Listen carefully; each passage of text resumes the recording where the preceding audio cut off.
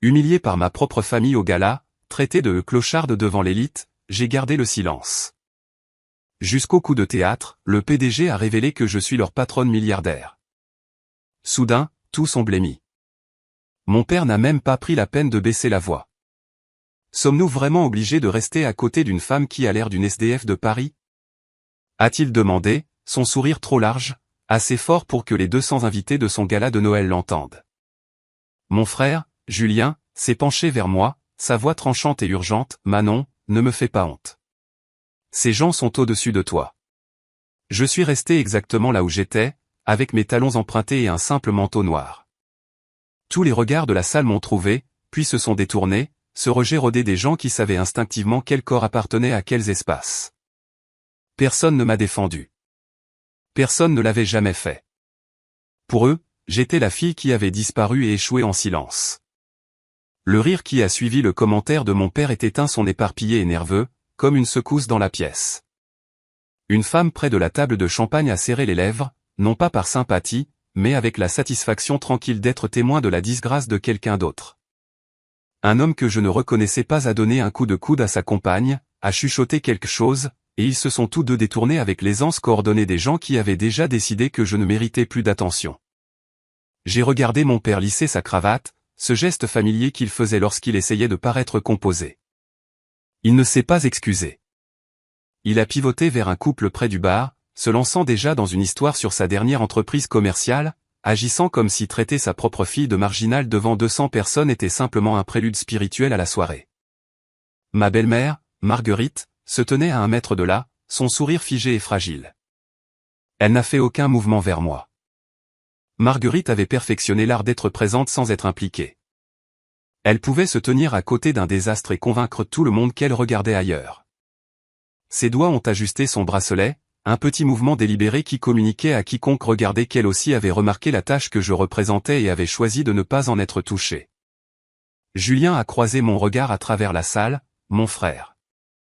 Il m'a lancé un regard qui n'était pas sympathique, c'était un avertissement clair et froid. « Fais-toi petite, reste silencieuse, n'aggrave pas la situation. » J'avais déjà vu ce regard, à ma remise de diplôme quand j'avais essayé de présenter des amis de l'université, à chaque moment où j'osais exister comme autre chose qu'une ombre en arrière-plan de leur vie soigneusement organisée.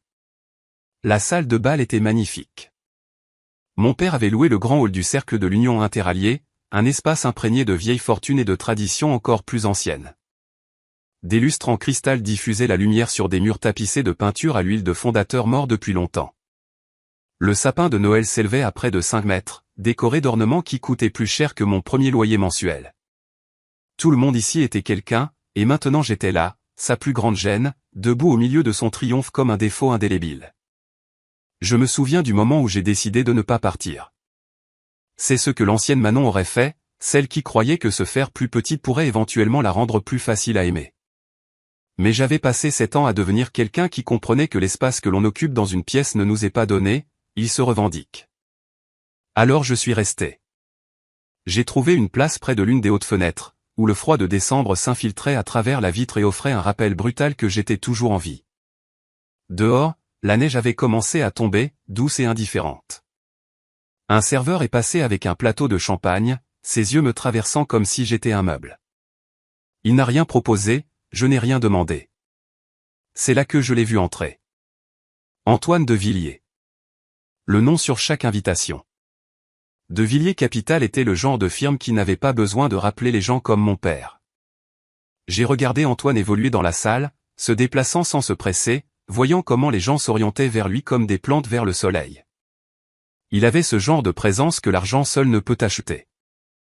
Mon père l'a intercepté près du bar, la main tendue, souriant trop largement. Je pouvais lire le désespoir brut dans sa posture, la légère inclinaison vers l'avant, la façon dont sa main libre gesticulait trop amplement, essayant de fabriquer de l'importance. Antoine était poli, il a serré la main de mon père, a hoché la tête à quelque chose qui a été dit, puis ses yeux sont passés par-dessus l'épaule de mon père. Ils m'ont trouvé à travers la pièce. Je n'ai pas détourné le regard un seul instant. Aucun de nous n'a bougé. Mon père parlait toujours, faisant un geste vers Julien maintenant, essayant de tisser un récit de succès et de réussite familiale.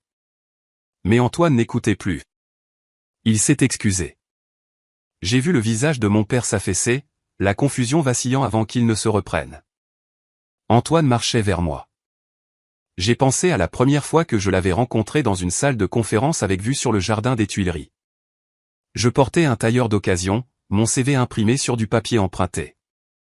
Il m'avait posé une seule question lors de cet entretien, « De quoi avez-vous peur ?» Je lui ai dit la vérité, j'avais peur de devenir quelqu'un qui avait besoin de permission pour exister. Il m'avait embauché sur le champ.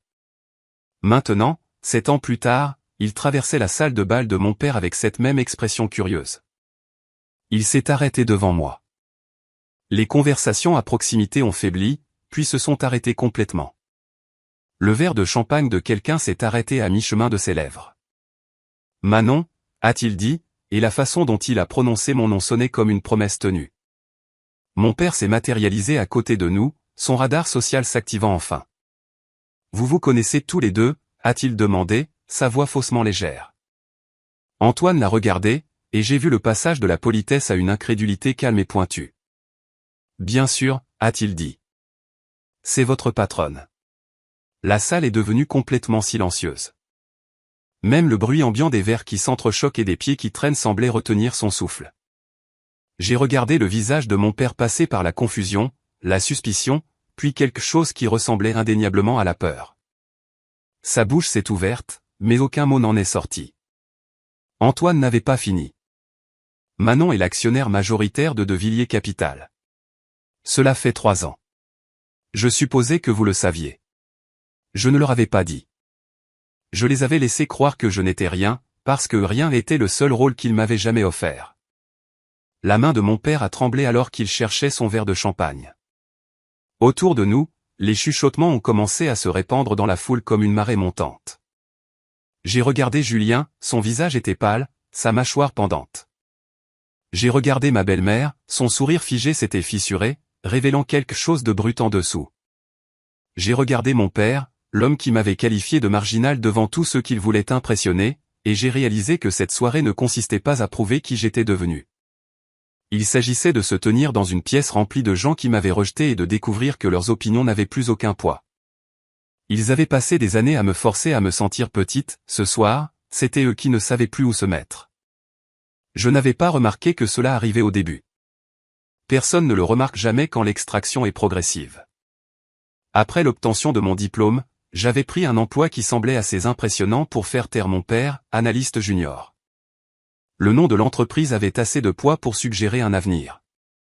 Il avait hoché la tête une fois, de la façon dont il le faisait quand quelque chose franchissait à peine la barre minimale de ses attentes. Cela aurait dû être mon premier avertissement.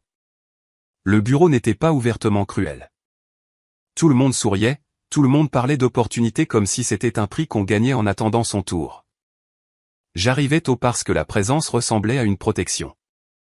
Je restais tard parce que le travail inachevé avait une façon de migrer vers mon bureau même lorsqu'il ne m'était pas officiellement assigné. Les gens ont arrêté de demander si je pouvais aider et ont commencé à supposer que je le ferais. Cela ressemblait à une validation au début, c'est toujours le cas. « Tu es doué pour ça », a dit quelqu'un un jour, jetant un coup d'œil par-dessus mon épaule alors que je corrigeais des chiffres qui ne s'additionnaient pas.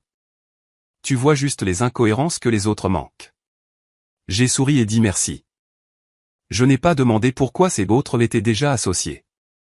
Dès l'hiver, mon bureau était devenu la destination silencieuse des problèmes qui ne figuraient pas sur le registre officiel. Juste des détails qui avaient besoin d'être réglés, des dossiers qui avaient besoin d'être nettoyés, des clients que personne ne voulait gérer mais que tout le monde voulait voir traités avec succès. Lorsqu'un associé senior manquait une échéance, le travail glissait doucement vers mon coin. Lorsqu'une présentation avait besoin d'être sauvée, j'étais ajouté à la chaîne de courriel tardivement, juste à temps pour la réparer, et juste assez tôt pour être blâmé si tout l'effort s'effondrait. J'ai arrêté de compter les heures. J'ai arrêté de laisser mon ordinateur portable à la maison. En réunion, je regardais les gens expliquer des conclusions auxquelles j'étais parvenu seul à minuit, parlant avec l'assurance qui venait du fait de savoir qu'ils ne seraient jamais remis en question. J'ai appris à garder mon visage neutre lorsque mes propres mots me revenaient dans la voix de quelqu'un d'autre. Personne ne mentait, ils omettaient simplement ma contribution. Les évaluations de performance allaient et venaient. Mon manager s'assoyait en face de moi. « Vous êtes incroyablement fiable, Manon », disait-il, les mains jointes. Cette qualité est rare. Fiable, pas prometteuse. Pas en progression. Quand j'ai posé des questions sur l'évolution, il a hésité une fraction de seconde, ce qui m'a tout dit. Vous faites un excellent travail, a-t-il dit prudemment, mais les rôles de direction exigent de la présence, de la visibilité. Vous avez tendance à vous fondre dans l'arrière-plan. J'ai hoché la tête, parce que hocher la tête était devenu un réflexe. J'ai quitté l'évaluation avec une charge de travail plus lourde et le sentiment distinct que je devrais être reconnaissante pour ce fardeau supplémentaire. Le projet qui a finalement brisé mon calme est arrivé sans cérémonie, un client volatile avec un historique de menaces de litige, des zones grises juridiques que personne ne voulait toucher. Le genre de compte qui pouvait éroder la réputation de l'entreprise rapidement. Tous ceux qui étaient assez haut placés avaient déjà décliné. Le dossier est apparu sur mon bureau à 16h47 un vendredi après-midi. Pas de réunion, pas d'explication, juste une note de mon manager, vous êtes stable, nous avons confiance en votre fiabilité. La confiance est un fardeau lorsqu'elle n'est pas accompagnée de protection. La première semaine, j'ai travaillé jusqu'à 2 heures du matin chaque nuit. La deuxième semaine, j'ai complètement arrêté de rentrer chez moi. Je gardais des vêtements de rechange dans le tiroir de mon bureau et je me douchais dans une salle de sport 3 rues plus loin. À la 4e semaine, j'avais développé un léger tremblement de la main qui apparaissait chaque fois que j'essayais de tenir une tasse de café.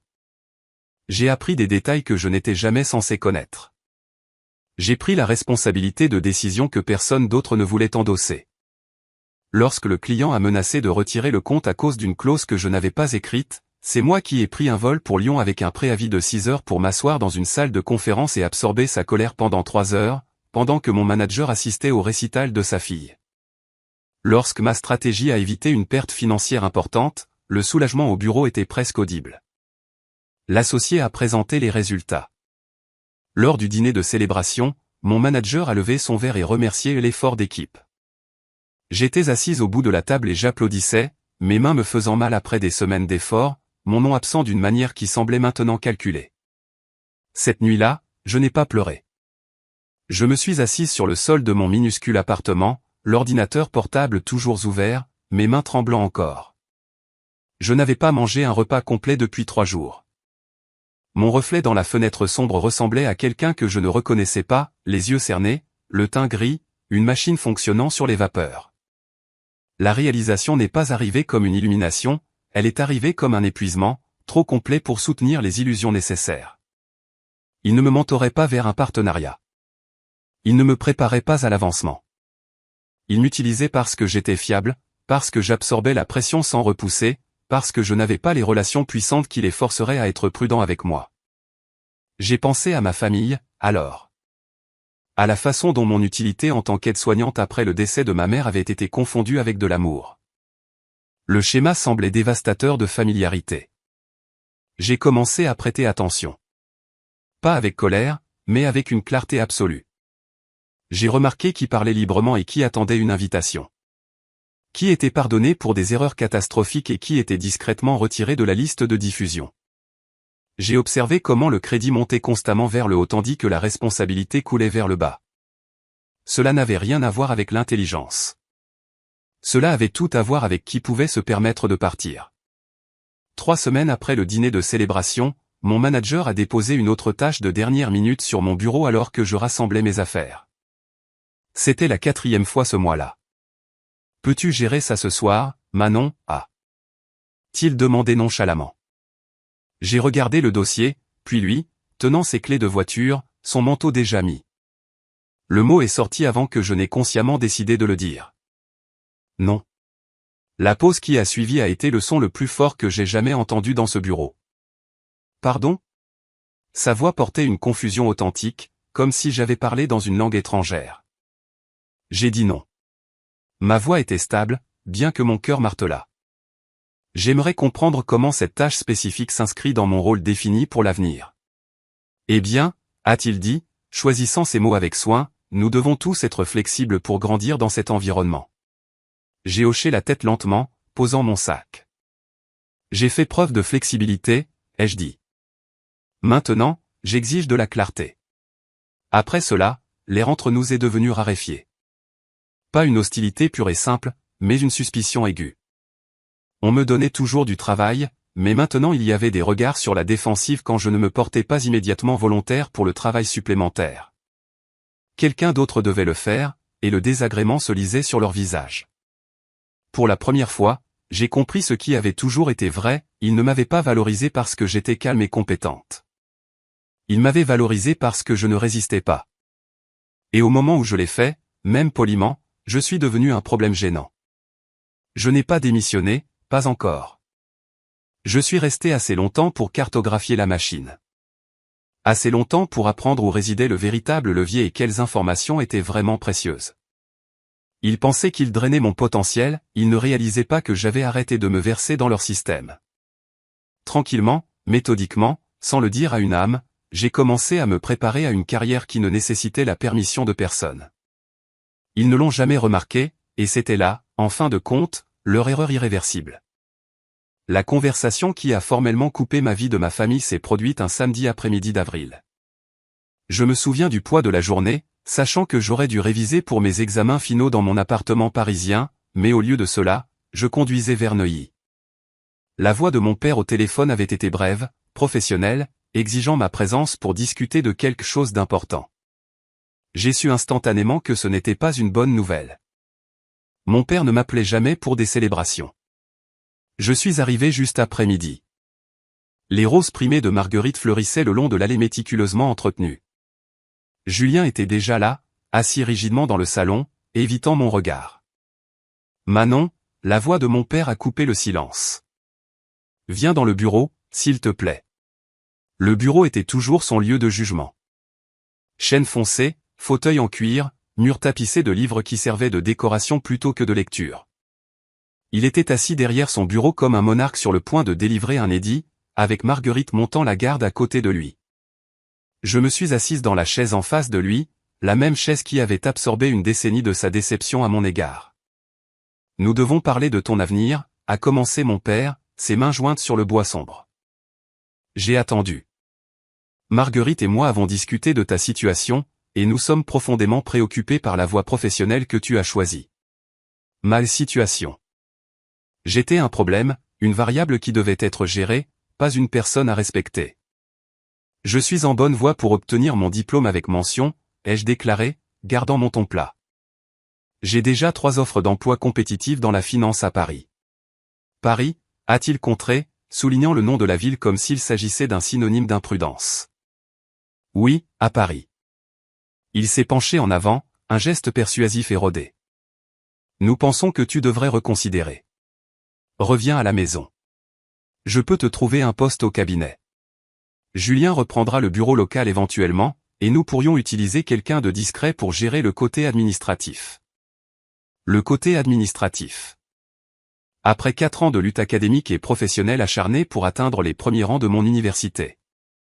Tu veux que je sois la secrétaire de Julien, ai-je traduit, croisant son regard.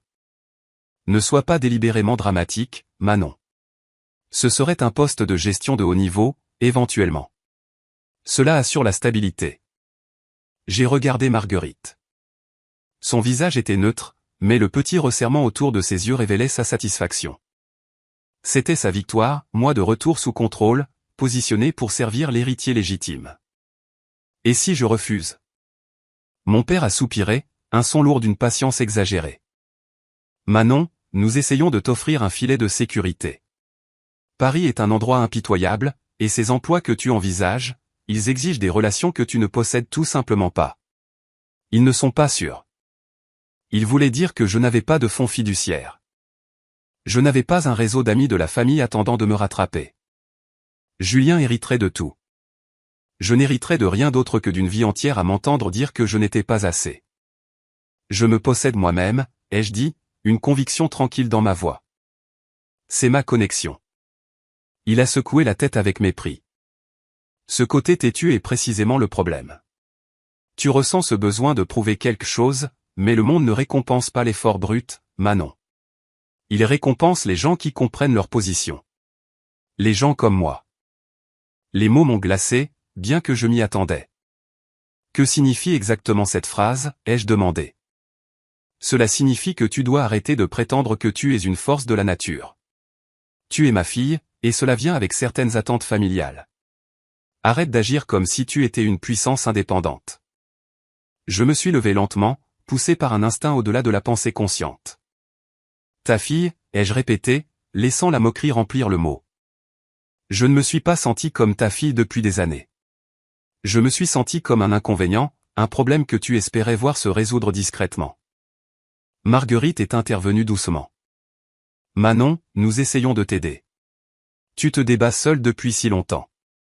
Laisse-nous fournir une structure. Une structure pour faire quoi? Pour disparaître plus complètement dans l'ombre de Julien? J'ai jeté un coup d'œil vers la porte. Julien, toujours fixé sur son téléphone, feignant la surdité. Julien, ai-je appelé, ma voix coupant à travers la pièce. Tu n'as pas d'opinion là-dessus? Sur le fait qu'on me demande de revenir à la maison et d'être ta subordonnée? Il a levé les yeux, surpris, puis les a rapidement baissés. Ce n'est pas comme ça, Manon. Papa pense juste que ce serait mieux pour toi d'être plus près du soutien familial. Soutien familial, j'ai ri, le son tranchant et douloureux. Quand est-ce que quelqu'un dans cette famille m'a défendu pour la dernière fois? Quand est-ce que je me suis senti pour la dernière fois comme si j'avais vraiment ma place ici? La seule réponse a été un lourd silence. L'expression de mon père s'est durcie. La façade du parent inquiet a disparu. Si tu pars, a-t-il déclaré, sa voix maintenant plate et définitive, si tu sors de cette maison et retournes à Paris contre ma volonté, tu es entièrement seul. N'attends aucun soutien financier. N'attends aucune connexion professionnelle, jamais. Je ferai comprendre à tout le monde dans mon réseau que tu as choisi de couper les ponts. Tu n'utiliseras pas mon nom comme référence. Tu ne revendiqueras aucun lien avec cette famille dans aucun contexte professionnel. La menace était précise, chirurgicale. Il ne me coupait pas seulement les vivres, il menaçait d'empoisonner le puits. Je n'ai jamais rien attendu de toi, ai-je répondu. Tu t'en es assuré il y a des années. Alors comprends ceci, ne reviens pas quand tout s'effondrera. Ne te présente pas ici ruiné financièrement et sans travail en attendant que nous te sauvions. Tu choisis le chemin, tu vis avec les conséquences absolues. Je l'ai regardé, cherchant la moindre trace du père dont je me souvenais de ma petite enfance. Il n'était pas là. Je comprends les conditions, ai-je confirmé. Il a hoché la tête une fois, signe qu'il considérait l'argument clos et lui-même comme le vainqueur. Une dernière chose, ai-je ajouté. Quand je partirai, ce ne sera pas parce que j'ai échoué à répondre à tes normes. Ce sera parce que j'ai choisi une vie infiniment meilleure que celle que tu offres. Et quand tout ce que je construis te prouvera que tu as tort, n'ose pas réécrire l'histoire. Ne prétends pas que tu m'as soutenu. Tu as perdu ce droit le jour où tu as décidé que je ne valais pas ton temps. L'expression composée de Marguerite a vacillé vers la surprise. Avant qu'elle ne puisse se reprendre, la mâchoire de mon père s'est serrée. Si tu passes cette porte, ne prends pas la peine de revenir tant que tu ne seras pas quelqu'un de conséquence. J'ai marché vers la porte du bureau. Ma main était sur la poignée en laiton quand je l'ai ressenti, un tremblement parcourant tout mon corps, l'attraction viscérale de vouloir qu'il m'arrête, vouloir qu'il dise quelque chose qui rendrait cela inutile. Il n'a rien dit. Je me suis retourné. Quand je reviendrai, papa, ai-je promis, ma voix stable malgré le tremblement, tu ne me reconnaîtras pas. Et d'ici là, ton opinion n'aura plus aucune importance. Je suis rentré à Paris ce soir-là. Pendant la première heure, je n'ai cessé de jeter un coup d'œil à mon téléphone sur le siège passager, attendant qu'il s'allume. Un appel, un SMS, n'importe quoi. L'écran est resté noir. Je n'ai rien emporté de ma chambre d'enfance.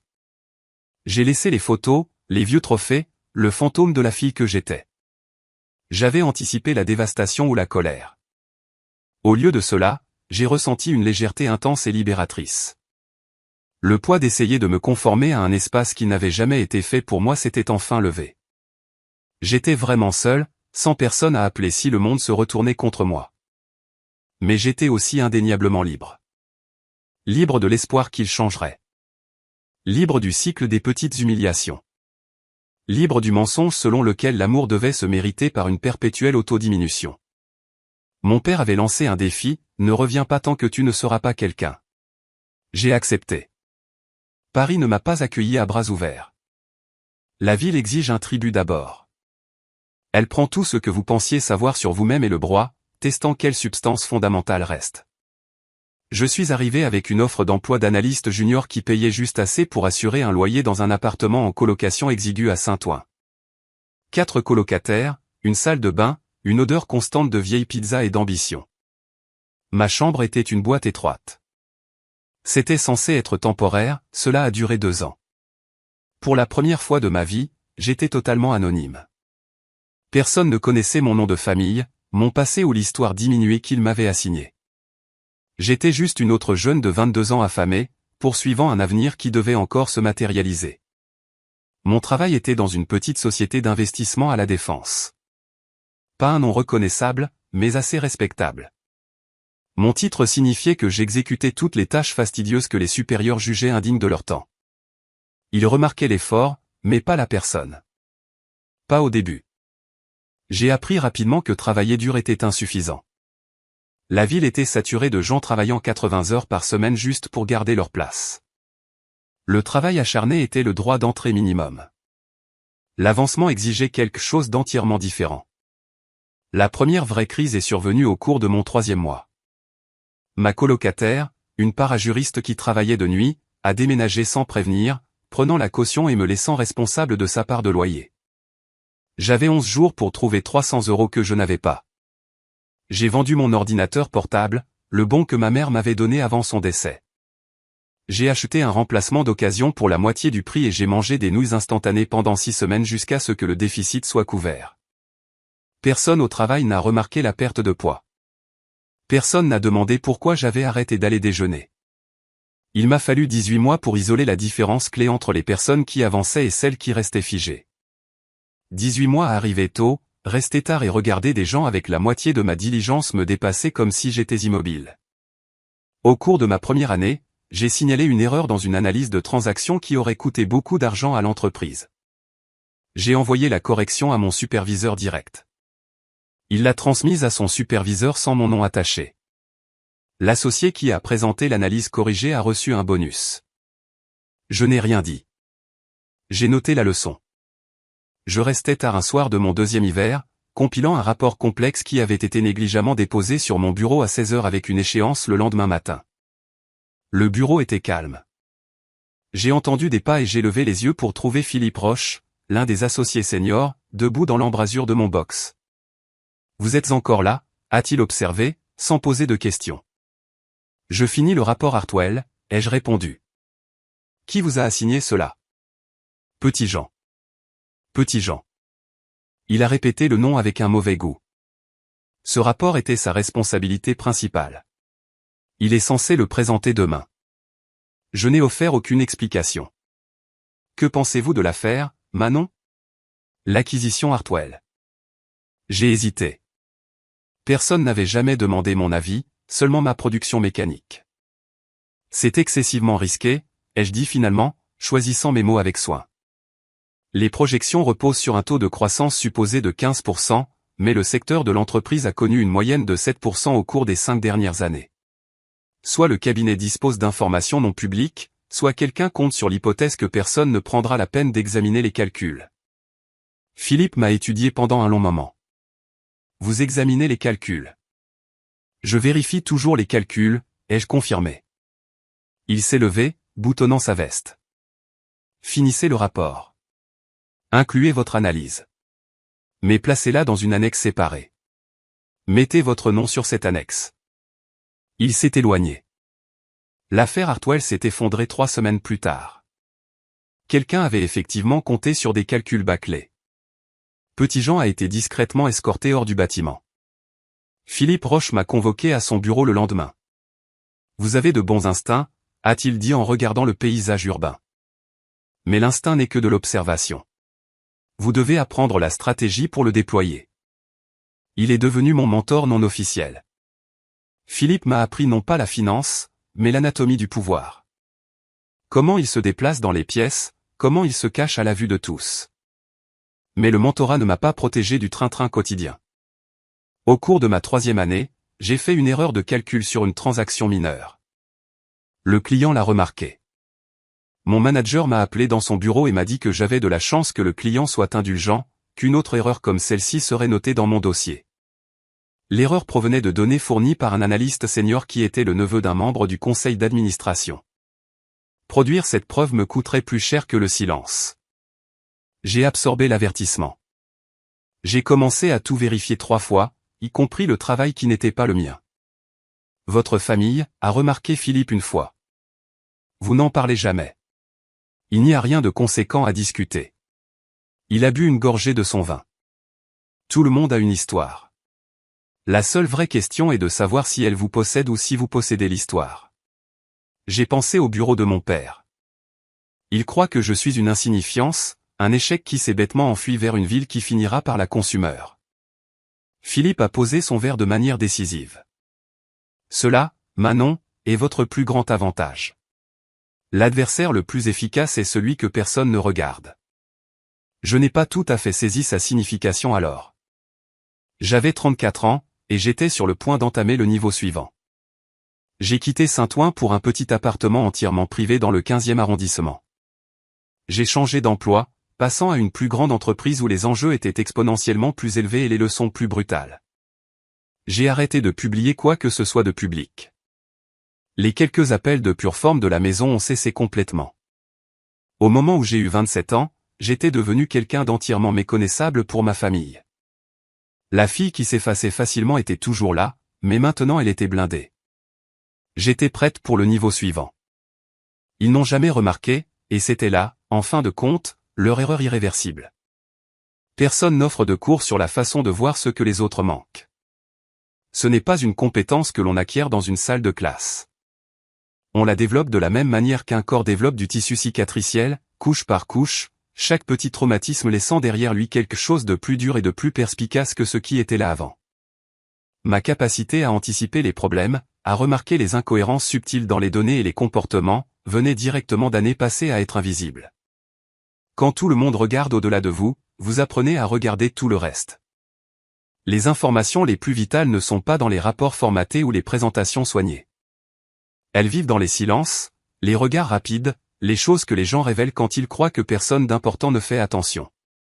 Dans le 2e cabinet que j'ai rejoint, il y avait une associée gérante nommée Victoire Dartois. Elle avait 63 ans, était dans le métier depuis 40 ans et possédait une réputation sévère pour détruire des carrières d'un seul regard sceptique. Le personnel junior l'évitait activement, préférant prendre les escaliers plutôt que de partager un ascenseur. Je l'ai cherché.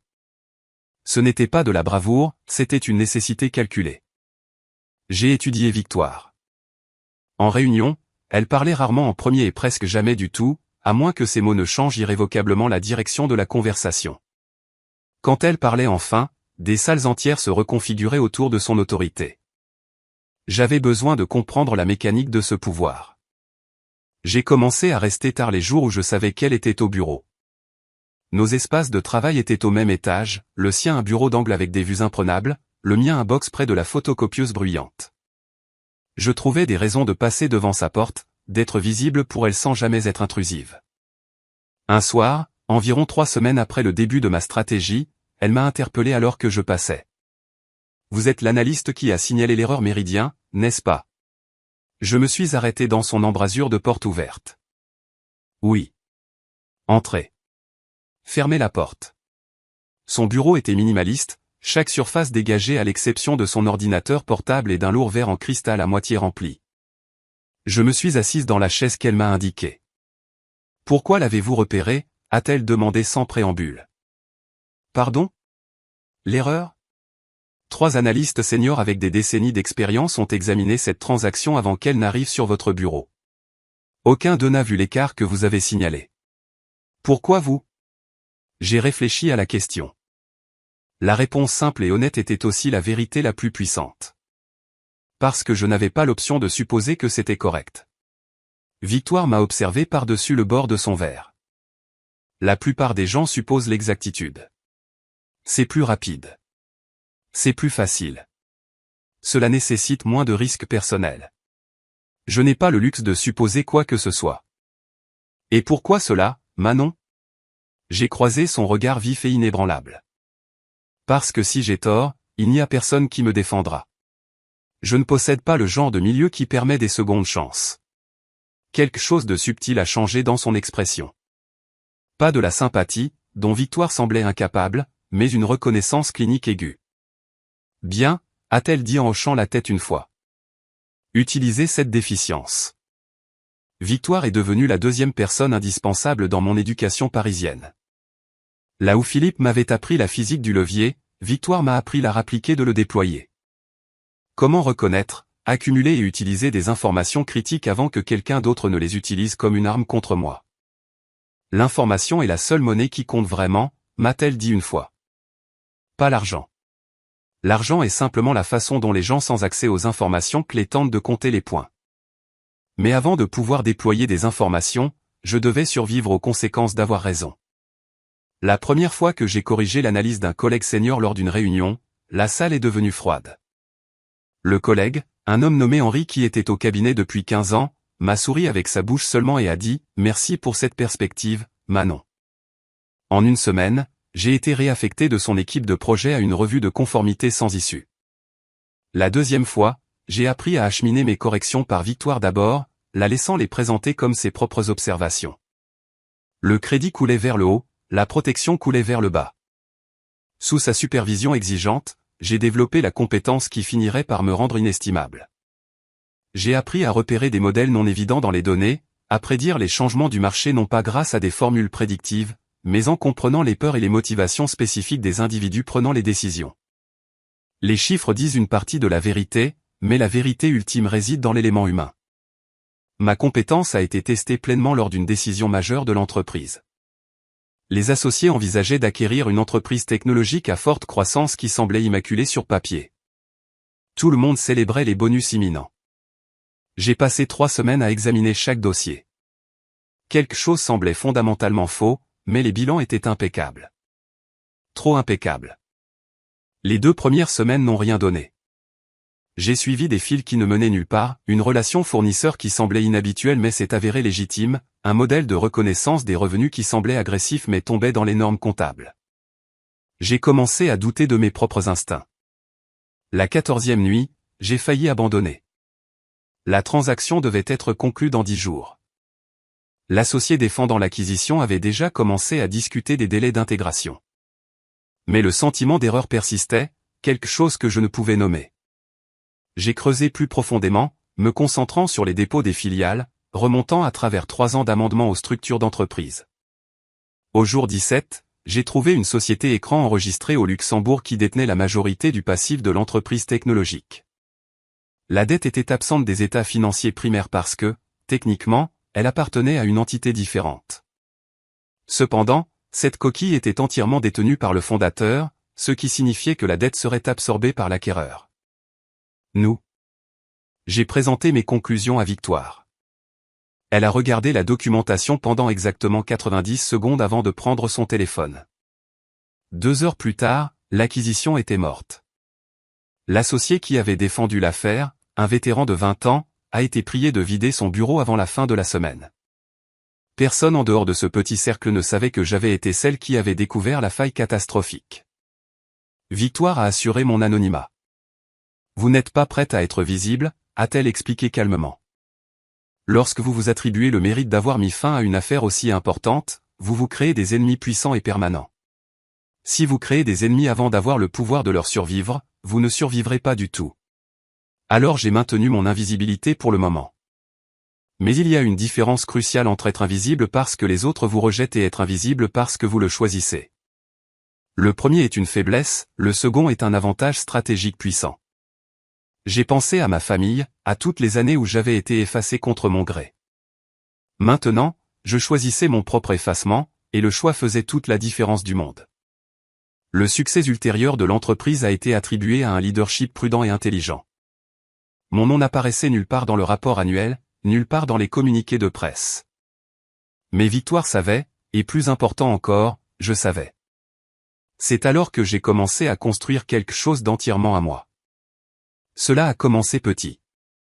Le week-end, je suivais les opportunités que le cabinet avait ignorées, des affaires qui ne correspondaient pas à leur portefeuille rigide mais qui avaient un potentiel non évident.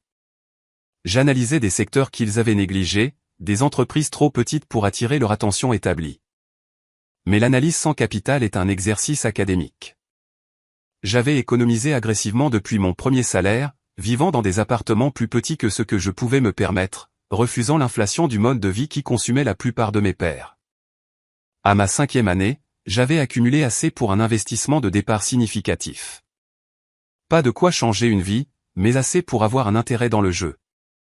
J'ai fait 3 petits investissements au cours de ma première année d'indépendance tranquille. 2 ont échoué complètement. Le 3e a retourné mon capital avec des gains modestes. Les échecs m'ont appris plus que le succès.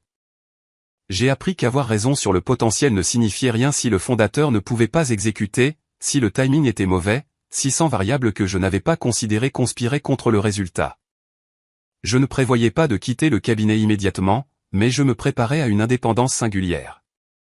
L'opportunité qui a tout changé est venue d'une source inattendue. Une fondatrice que j'avais rencontrée brièvement lors d'une conférence m'a contacté, cherchant un capital d'amorçage pour sa plateforme de technologie éducative conçue pour aider les étudiants boursiers à naviguer dans les aides financières. Les chiffres étaient modestes mais convaincants. Le marché était mal desservi, et le discours de la fondatrice, sa volonté féroce et inflexible, me rappelait tellement moi-même à 22 ans. Je ne connaissais personne qui serait intéressé par cette échelle d'investissement. Mais je connaissais quelqu'un qui pourrait connaître quelqu'un. J'ai appelé Philippe Roche. Il y a quelque chose que je veux te montrer, ai-je dit. Ce n'est pas pour le cabinet. C'est pour un investissement stratégique indépendant. Il est resté silencieux un long moment. Dîner samedi. Apporte tout ce que tu as développé. Ce dîner a été l'étape inaugurale vers tout ce qui a suivi. Philippe n'a pas investi lui-même, mais il m'a présenté à quelqu'un qui l'a fait. Et cela a mené à une autre introduction, qui a mené à une autre, jusqu'à ce que je ne sois plus simplement une analyste. Je construisais tranquillement une fondation que personne ne pourrait m'enlever. L'invitation est arrivée un mardi après-midi ordinaire, nichée entre des courriels sur la conformité et les rapports trimestriels. Elle portait un nom que je reconnaissais instantanément mais avec lequel je n'avais jamais correspondu, Éléonore Vasseur. Elle dirigeait Vasseur Partners avec une autorité calme et terrifiante qui garantissait que même les voix les plus agressives de la finance baissaient le volume en lui parlant. Le message était bref, formel et trompeusement simple, une réunion privée à son domicile la semaine suivante. Le thème était les marchés émergents dans la décennie à venir. Ma présence était demandée. Demandée, pas exigée ou requise. C'était le langage des gens qui savaient que leur demande était fonctionnellement un ordre. J'avais entendu parler des rassemblements d'Éléonore comme on entend parler de sociétés secrètes. Ils n'étaient jamais médiatisés, jamais discutés dans la presse et n'apparaissaient jamais sur les réseaux sociaux. Ce qui se passait chez Éléonore restait là, protégé par la compréhension mutuelle que tout le monde présent avait une réputation considérable à protéger. Victoire m'avait dit une fois que c'était lors de ces rassemblements que les vraies décisions étaient prises, pas dans les salles de conseil, mais dans des bibliothèques privées autour d'un whisky hors de prix, où les poignées de main signifiaient plus que les contrats. Le soir du rassemblement, je portais une robe bleu nuit que j'avais commandée pour une occasion que je n'avais pas encore définie. Elle était simple, parfaitement coupée, assez chère pour appartenir à ce monde, mais assez sobre pour ne pas crier pour attirer l'attention. Dans des pièces comme celle-ci, le clinquant manifeste était la voie la plus rapide vers le rejet. L'hôtel particulier d'Éléonore, situé dans le Marais, était l'un de ces monolithes de pierre de taille qui chuchotaient une richesse permanente et enracinée. Une femme en tailleur sombre a pris mon manteau et m'a conduite à travers un hall bordé d'art abstrait dont je savais qu'il était inestimable. Le rassemblement avait lieu dans la bibliothèque, une pièce lambrissée de bois chaud, bordée de volumes reliés en cuir et meublée d'antiquités. Il y avait peut-être 25 personnes présentes. J'ai reconnu un sénateur éminent, un gestionnaire de fonds spéculatifs dont le nom dominait les nouvelles financières, et une femme qui avait fait la couverture de Forbes le mois précédent. Et puis il y avait moi. Manon Moreau. 30 ans. Sans nom de famille reconnaissable, sans histoire établie et sans raison évidente de se tenir parmi cette élite. J'ai pris un verre et me suis positionné près des hautes fenêtres, me permettant d'observer sans être visible. Les conversations étaient exactement ce à quoi je m'attendais, trajectoire du marché, implication de la politique des banques centrales et évaluation des risques géopolitiques. J'écoutais 2 hommes débattre de la volatilité des obligations des marchés émergents quand Éléonore Vasseur est apparue à mon coude. Manon.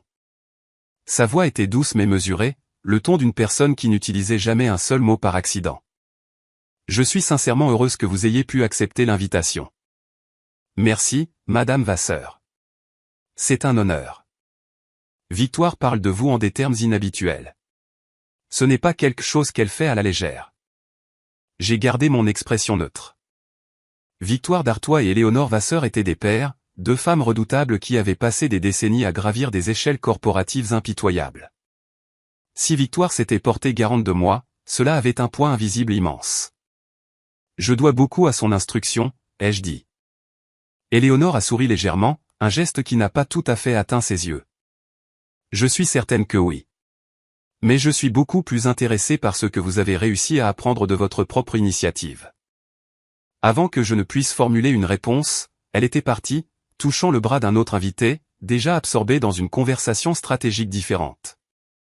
Je suis resté près de la fenêtre, essayant de décoder les 2 minutes qui venaient de se passer.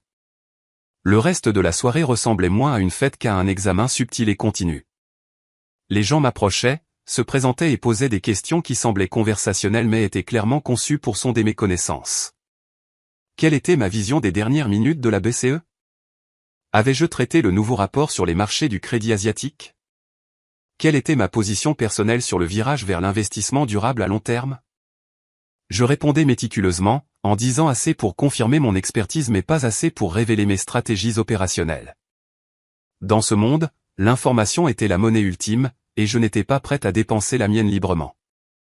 Vers 21h, la discussion principale s'est consolidée près de la cheminée massive.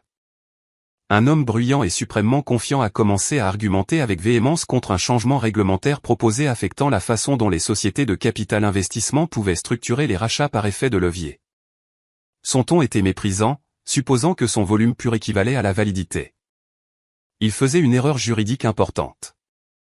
Il confondait 2 dispositions différentes de la loi proposée, et toute son opposition était construite sur cette interprétation erronée structurelle. Soit il n'avait pas réellement lu le texte complet, soit il était certain que personne d'autre présent ne l'avait fait. Je restais à la périphérie, observant, mais Éléonore, debout près de l'homme, a dû capter une lueur de ma réaction car soudain, elle s'est adressée à moi. « Manon » a-t-elle dit, et la salle est devenue silencieuse. Vous semblez avoir une perspective qui n'est pas exprimée. Tous les yeux de la salle ont pivoté vers moi. J'ai senti la pression concentrée de leur attention combinée. La réalisation absolue qu'être vu ici signifiait être jugé instantanément. Si je parlais et que j'avais tort, je ne serais jamais réinvité. Si je parlais et embarrassais quelqu'un de puissant, les conséquences pourraient me suivre pendant des années. Pas une perspective, Madame Vasseur, ai-je clarifié. Une clarification factuelle. J'ai expliqué l'erreur dans son argumentation, citant les numéros de disposition spécifiques. J'ai détaillé pourquoi les 2 sections étaient mutuellement exclusives et précisément quel serait l'impact réel, plutôt que supposé, de la réglementation sur la structure des transactions. Ma voix est restée calme, mon ton purement objectif, mes mots chirurgicalement précis. Quand j'ai fini, le visage de l'homme bruyant était rouge d'un inconfort profond. La salle est restée silencieuse pendant un long moment nécessaire. Puis Éléonore a hoché la tête, un bref mouvement d'affirmation. Merci, Manon. Ce contexte est d'une importance critique. La conversation a immédiatement pivoté, abandonnant la position erronée de l'homme. Je pouvais sentir l'atmosphère changer autour de moi, le recalibrage subtil de l'intérêt de chaque personne. J'avais parlé, et j'avais eu définitivement raison. Dans cet écosystème, cette combinaison était à la fois rare et intrinsèquement dangereuse. L'homme que j'avais corrigé m'a trouvé plus tard près du bar. Son expression était plaisante, contrôlée. Impressionnant, a-t-il dit. Peu de gens auraient risqué de me contredire dans cette pièce particulière. Je ne vous ai pas contredit, ai-je répondu. J'ai corrigé une erreur factuelle. Sémantique. Il a souri, mais ses yeux étaient froids. Je me souviendrai de cette conversation, mademoiselle Moreau. Il s'est éloigné avant que je ne puisse répondre. En partant, j'ai remarqué un homme distingué aux cheveux argentés qui me regardait depuis la porte. Son visage suggérait qu'il avait vu assez de choses dans la vie pour ne pas être facilement impressionné. Il ne s'est pas approché. Il a simplement hoché la tête une fois, un geste de reconnaissance, et s'est détourné. J'ai appris son nom la semaine suivante lorsque Victoire a mentionné qu'Antoine de Villiers avait posé des questions sur moi. Demandez quoi, ai-je dit, gardant ma voix neutre. Qui vous étiez? d'où vous veniez. Si vous étiez aussi vive que vous le paraissiez ou simplement chanceuse. Qu'avez-vous dit? L'expression de Victoire n'a pas changé. Je lui ai dit que la chance n'avait rien à voir là-dedans. Il se passerait encore 4 mois avant qu'Antoine de Villiers et moi ne parlions directement. 4 mois à être dans les mêmes pièces, à hocher la tête à travers des rassemblements bondés, construisant une reconnaissance qu'aucun de nous ne s'est pressé de formaliser. Quand il m'a finalement approché lors d'un petit dîner, moins de témoins, ses premiers mots n'ont pas été de la flatterie. « Vous avez été patiente ?» a-t-il dit. J'ai observé, ai-je répondu. Tout comme vous. Il a souri alors, la première expression authentique que je voyais de lui. Victoire avait raison à votre sujet. Il a cherché dans sa poche et a sorti une carte fine et élégante. Quand vous atteindrez le stade où vous serez prête à construire quelque chose de significativement plus grand que votre structure actuelle, appelez-moi directement. Il était parti avant que je ne puisse formuler une réponse, disparaissant dans la nuit comme une possibilité perturbatrice puissante. Je suis resté sur le trottoir, tenant la carte qui semblait anormalement lourde, réalisant que la vie indépendante que j'avais si soigneusement construite était sur le point d'être irrévocablement changée. La première fois que quelqu'un a activement tenté de me faire dérailler, je ne l'ai pas reconnu pour ce que c'était. C'est ainsi que fonctionnent les meilleures manipulations, elles ne ressemblent jamais à une attaque, elles ressemblent toujours à une opportunité convoitée. J'étais au cabinet depuis 4 ans lorsque Martin Prévost, un associé senior, a décidé que j'étais la solution permanente à toutes ces lacunes professionnelles. Martin était un homme qui avait été constamment promu au-delà de sa véritable compétence et passait ses journées à gérer soigneusement l'illusion de sa productivité. Il possédait un talent incroyable pour revendiquer le mérite des succès et détourner sans effort tout blâme ultérieur. Il a commencé subtilement, une demande d'aide discrète sur un rapport avec lequel il luttait, un courriel tardif me demandant de vérifier un modèle financier complexe, une mention désinvolte qu'il était profondément impressionné par ma diligence et voulait commencer à collaborer plus étroitement. J'étais initialement flatté. J'aurais dû reconnaître les signaux d'alarme. En 6 mois, j'exécutais effectivement la moitié des tâches officielles de Martin, tandis qu'il conservait son plein salaire et son potentiel de bonus. C'est moi qui travaillais après minuit pour sauver ses faux pas stratégiques. C'est moi qui repérais les erreurs numériques dans ses présentations clients. J'étais le moteur anonyme qui le faisait paraître brillant et hautement compétent devant des clients qui n'apprendraient jamais mon nom. L'arrangement était positionné comme du mentorat, c'était en pratique une forme de parasitisme professionnel. Martin a développé des habitudes. Il me transférait des courriels à 23 heures avec une seule ligne, « Pensez ?» Le matin, il ajoutait mon nom aux équipes de projet après la réunion de lancement, s'assurant que j'hérite des responsabilités sans avoir mon mot à dire. Il planifiait des sessions de stratégie qui étaient en fait des demandes pour que je prépare ses points de discussion pour ses propres réunions. Lorsque j'ai essayé de fixer des limites, suggérant que certaines demandes sortaient de mon rôle, il devenait silencieux, puis mentionnait avec désinvolture à quel point le prochain cycle d'évaluation serait compétitif, combien il était important d'avoir des défenseurs seniors dans son coin, comment des carrières prometteuses pouvaient facilement stagner sans le bon soutien. La menace implicite n'était jamais prononcée directement, elle n'avait pas besoin de l'être. Le point de rupture est arrivé lors d'une transaction d'acquisition qui aurait dû cimenter nos 2 carrières. Cela a nécessité des mois de diligence raisonnable méticuleuse, des négociations qui se prolongeaient jusqu'aux petites heures du matin, et un niveau de prévoyance stratégique dont Martin était entièrement incapable. J'ai fourni la prévoyance, Martin a fourni la présentation publique confiante. Dans la dernière semaine avant la clôture, j'ai fait une erreur. Privé de sommeil et carburant à la caféine, j'ai inversé 2 chiffres dans une analyse de sensibilité. L'erreur était mineure, elle ne changeait pas la recommandation fondamentale, mais c'était le genre d'erreur qui pouvait être utilisée comme une arme si quelqu'un voulait s'en servir. Martin l'a trouvé. Il ne m'en a pas parlé. Au lieu de cela, il l'a mentionné à un associé senior en passant, le présentant comme quelque chose qu'il avait surpris et corrigé lui-même, ajoutant que peut-être Manon en prenait plus qu'elle ne pouvait gérer. J'ai appris cela de seconde main par un collègue qui pensait que je devrais savoir. J'ai corrigé l'erreur ce soir-là. J'ai aussi commencé à garder des copies de chaque courriel, chaque document, chaque horodatage qui montrait qui avait réellement fait le travail. Lorsque l'affaire a été conclue avec succès, il y a eu une célébration extravagante dans la plus grande salle de conférence. Le champagne coulait à flots, des toasts formels ont été portés, des tapes dans le dos ont été données. Martin se tenait au centre, acceptant les félicitations comme un héros revenant d'une campagne victorieuse. Mon nom a été mentionné exactement une fois, dans un aparté rapide et dédaigneux, comme quelqu'un qui avait efficacement aidé à la recherche fondamentale. Cette nuit-là, seul dans mon petit appartement, j'ai regardé la carte de visite qu'Antoine de Villiers m'avait donnée 6 mois auparavant. Je n'avais toujours pas appelé. Je continuais à me dire que j'avais besoin de plus d'ancienneté, de références plus inattaquables, de plus de preuves que je valais le risque immense qu'il représentait. Mais la vraie raison était beaucoup plus simple, j'étais terrifié. Terrifié de quitter la stabilité d'un système connu, aussi imparfait soit-il.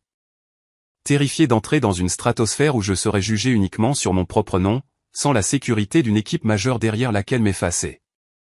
Terrifié que le jugement de toute une vie de ma famille soit juste, que je ne sois destiné qu'à être un excellent système de soutien invisible pour la véritable ambition de quelqu'un d'autre. J'ai soigneusement remis la carte dans mon tiroir. Mais le lendemain, j'ai arrêté de travailler le week-end pour Martin Prévost. Le changement n'était pas conflictuel. J'ai simplement commencé à dire non à toutes les demandes qui tombaient en dehors du cadre clairement défini de mes fonctions.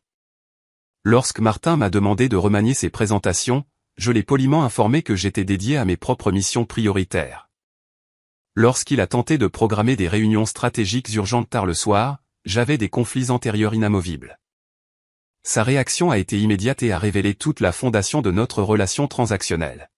« Tu es incroyablement égoïste, Manon », a-t-il sifflé un après-midi, me coinçant près de la station de boisson du bureau. Sa voix était basse, étroitement contrôlée, le ton d'un homme dont le droit habituel était contesté. « J'ai personnellement investi un capital important dans ton développement ici. Le minimum que tu me dois est d'être un joueur d'équipe coopératif. » « Je suis une joueuse d'équipe », ai-je répondu en croisant son regard. Mais les vraies équipes nécessitent des contributions de plus d'un seul membre. Son visage s'est assombri, perdant son éclat poli. « Tu commets une erreur grave et irréversible. Les gens comme toi ont besoin de gens comme moi. Sans mon parrainage direct, tu stagneras dans ce cabinet. » J'ai pensé à toutes les heures de minuit passées à sauver sa réputation pendant qu'il dormait paisiblement. À tout le crédit qu'il avait absorbé sans effort pour mes idées originales. À toutes les fois où il s'était stratégiquement placé entre moi et toute opportunité de reconnaissance méritée. Peut-être, ai-je concédé. Mais j'ai décidé que je préférerais échouer selon mes propres termes honnêtes plutôt que de réussir spectaculairement selon les tiens. Les représailles ont été rapides, calculées et parfaitement prévisibles. Martin a commencé à m'exclure systématiquement des réunions opérationnelles cruciales. Mon nom a été retiré des projets critiques que je dirigeais personnellement. Des chuchotements discrets ont commencé à circuler à l'étage exécutif, j'étais difficile, j'avais une dent contre quelqu'un, je n'étais pas une joueuse d'équipe après tout. Une associée senior m'a arrêté dans le couloir pour mentionner avec une fausse inquiétude qu'elle avait entendu dire que je luttais avec la charge de travail. Un autre collègue a demandé si tout allait bien à la maison. La campagne de rumeurs était professionnelle, niable et dévastatrice d'efficacité. Je reconnaissais tout le manuel, non pas des textes d'affaires, mais de ma propre dynamique familiale, l'isolement systématique et l'effacement de l'individu qui refusait d'accepter son rôle subalterne désigné. Les mêmes outils, simplement dans un cadre professionnel différent. Cette fois, j'étais pleinement préparé. J'ai méticuleusement documenté chaque interaction, chaque courriel, chaque réunion, chaque projet auquel j'avais contribué seul. J'ai conservé des copies horodatées de mon travail, créant une trace papier indéniable de la paternité. J'ai construit un dossier complet, non pas pour un litige, mais pour une défense absolue et blindée. Lorsque Martin a tenté de revendiquer la paternité d'une présentation analytique massive que j'avais écrite du concept à la conclusion, j'étais prête. La réunion des associés était son grand moment prévu. Il a livré la présentation brillamment, il a toujours été un excellent interprète charmant. L'analyse était complète, exactement le travail stratégique que les associés appréciaient. À la conclusion, un associé senior a posé une question technique très spécifique sur le cadre de données sous-jacent. Martin a hésité.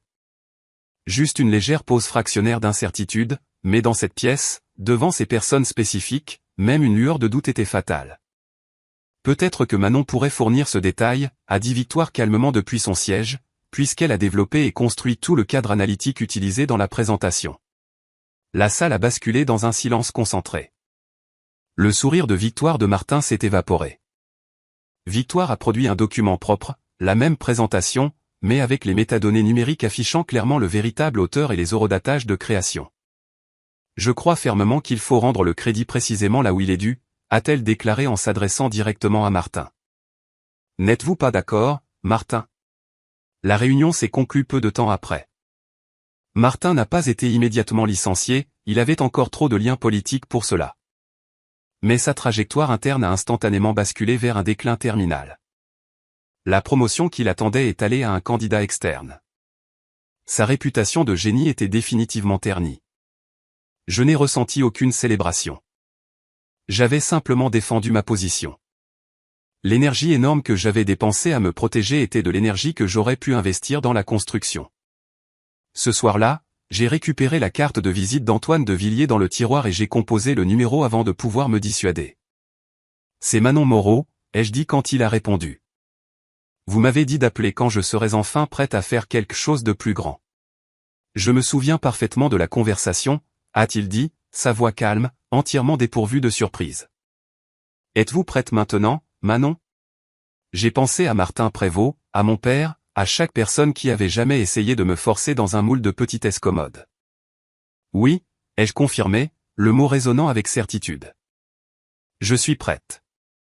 La transition vers de Villiers Capital s'est produite plus vite que je n'aurais pu l'anticiper.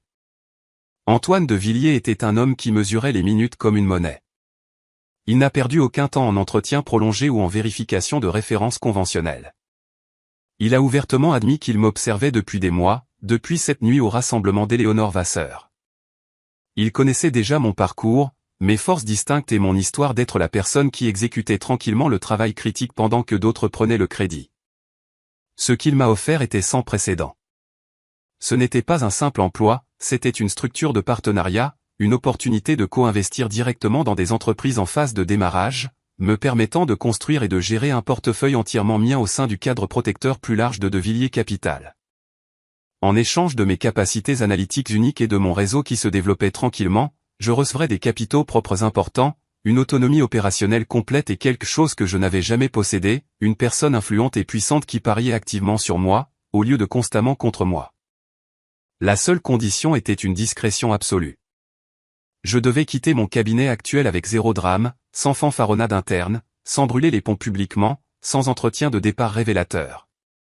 Antoine appréciait mes compétences, mais il appréciait le silence et l'invisibilité stratégique encore plus. Dans son monde, les gens qui parlaient constamment de pouvoir étaient ceux qui en possédaient le moins. L'exigence compliquait tout. La campagne de rumeurs de Martin avait déjà endommagé ma réputation en interne. Si je partais brusquement, le récit serait que j'avais été poussé dehors, une autre femme difficile qui ne pouvait pas gérer la pression. Si je restais trop longtemps, Martin trouverait un autre moyen de me saper. J'ai passé 3 mois à préparer mon départ avec une précision chirurgicale. J'ai méthodiquement terminé tous mes projets actifs, transitionné sans heurts les relations clients-clés et veillé à ce que rien ne s'effondre en mon absence. Les gens qui s'étaient aveuglément fiés à mon travail continueraient à recevoir la même qualité, mais pas de moi. Pendant ces mois, j'ai mal dormi. Je faisais tourner des scénarios dans ma tête à 3 heures du matin, et si l'offre d'Antoine tombait à l'eau? Et si Martin découvrait mes plans? Et si la transition me coûtait tout ce que j'avais construit? L'anxiété était une pression constante derrière mes yeux, un poids que je portais seul car il n'y avait personne à qui je pouvais le dire en toute sécurité. Ma lettre de démission faisait exactement 2 paragraphes, professionnels, exprimant une gratitude détachée, définitive. Martin Prévost a appris que je partais avant mon dernier jour. Je l'ai surpris en train de me regarder depuis la porte de son bureau, son expression un mélange troublant de soulagement et de quelque chose proche de la peur nue. Sans moi pour nettoyer perpétuellement ses erreurs, il allait enfin devoir performer ou faire face à sa propre exposition inévitable. Il m'a approché une fois près de l'ascenseur, tentant quelque chose qui aurait pu être une réconciliation. « J'espère qu'il n'y a pas de rancune, Manon », a-t-il dit, sa voix soigneusement modulée. Nous formions une bonne équipe. Je l'ai regardé pendant un long moment. Nous n'avons jamais été une équipe, Martin. Tu étais un client que je ne pouvais pas facturer. Je suis parti avant qu'il ne puisse répondre. Lors de mon dernier après-midi, Victoire d'Artois est passée à mon bureau. Elle n'a pas dit au revoir, ce n'était pas son style. Mais elle m'a tendu une petite boîte lourde enveloppée dans du papier argenté. À l'intérieur se trouvait une montre-bracelet, simple, lourde et élégante, le genre de pièce qui coûtait beaucoup plus que mon salaire de première année au cabinet. Le dos était gravé d'une phrase nette et austère, « Le temps est la seule ressource qui ne peut être récupérée. Utilisez le vôtre sagement. » Merci, ai-je dit en croisant son regard. Pour tout ce que vous m'avez appris. De Villiers Capital opérait depuis une tour de verre immaculée à la Défense, le genre de bâtiment qui annonçait son importance silencieusement. Mon nouveau bureau était au 32e étage, un espace plus petit que les suites des associés, mais plus grand et plus lumineux que tout ce que j'avais jamais occupé. Il avait une fenêtre orientée vers l'est, vers un avenir personnel que j'étais enfin prêt à définir selon mes propres termes. L'approche du leadership d'Antoine de Villiers était très différente de la précision clinique de Victoire ou de la distance philosophique de Philippe. Il opérait largement à l'instinct, faisant confiance à ses tripes concernant les gens et les affaires d'une manière qui défiait souvent l'analyse conventionnelle basée sur les métriques. Sous sa direction expansive, j'ai appris que parfois la meilleure décision stratégique était celle que l'on ne pouvait pas entièrement justifier dans un tableur. Les chiffres vous disent ce qui s'est passé, a-t-il expliqué lors de l'une de nos premières sessions stratégiques. Les bonnes personnes vous disent ce qui va se passer. Apprenez à lire les gens, et les métriques financières deviennent une note de bas de page nécessaire mais secondaire. J'ai appliqué sa philosophie immédiatement à mon premier co-investissement majeur, une start-up de technologie de la santé complexe que tous les autres analystes avaient rejeté. La fondatrice était notoirement difficile, la technologie de base n'avait pas fait ses preuves à grande échelle et le marché potentiel était actuellement incertain. Chaque métrique standard suggérait de s'éloigner complètement. Mais j'avais passé des heures à rencontrer la fondatrice. J'ai écouté son histoire, regardé comment elle parlait des patients, des résultats fondamentaux, de la réduction de l'écart énorme entre les promesses de soins de santé et la prestation réelle. Elle possédait une conviction féroce et brûlante qui me rappelait moi-même à 22 ans, désespéré de prouver une idée, prête à brûler sa vie pour l'avoir réalisée. J'ai convaincu Antoine de prendre la réunion. Ensuite, je l'ai convaincu d'autoriser l'investissement initial. Au cours des 4 années suivantes, j'ai travaillé aux côtés de la fondatrice, aidant cette start-up à naviguer dans les champs de mine. Les 18 premiers mois ont été brutaux. Une embauche technique clé a démissionné. Un concurrent est apparu avec des poches plus profondes. Un programme pilote avec un système hospitalier majeur s'est effondré sur des problèmes réglementaires. J'ai envisagé de partir 2 fois. Les 2 fois, je suis resté. L'entreprise n'est pas devenue un succès florissant du jour au lendemain. Elle est devenue une entreprise qui a survécu assez longtemps pour trouver son marché. Lorsque nous sommes finalement sortis par une acquisition stratégique, pas l'introduction en bourse dont la fondatrice avait rêvé, où le retour était fort. Pas 40 fois notre mise initiale, plus proche de 12. Mais 12 fois, gagner sur 4 ans de difficultés authentiques, signifiait plus pour ma réputation que n'importe quel multiple fantaisiste. Les années qui ont suivi n'ont pas été une ligne droite. À 32 ans, j'avais construit un portefeuille qui semblait impressionnant sur papier mais comprenait 2 pertes importantes qui m'empêchaient de dormir la nuit. À 33 ans, j'avais obtenu un siège à des tables où je n'aurais pas pu entrer autrefois, mais j'ai aussi vu une affaire que je défendais s'effondrer d'une manière qui a failli me coûter la confiance d'Antoine. À 34 ans, j'avais appris la différence entre le succès et l'invincibilité. J'étais le premier. Je ne serai jamais le second. Mais j'avais accumulé le seul élément que je désirais depuis cette conversation dans le bureau de mon père. J'avais une preuve indéniable. Non pas que j'en avais besoin pour eux désormais, j'avais cessé d'avoir besoin de leur validation il y a des années. Mais il y a une différence distincte entre ne pas avoir besoin de quelque chose et ne pas vouloir la finalité qu'elle représente. Je n'avais pas besoin de leur approbation, mais une partie de moi voulait encore qu'ils saisissent pleinement l'erreur colossale qu'ils avaient commise.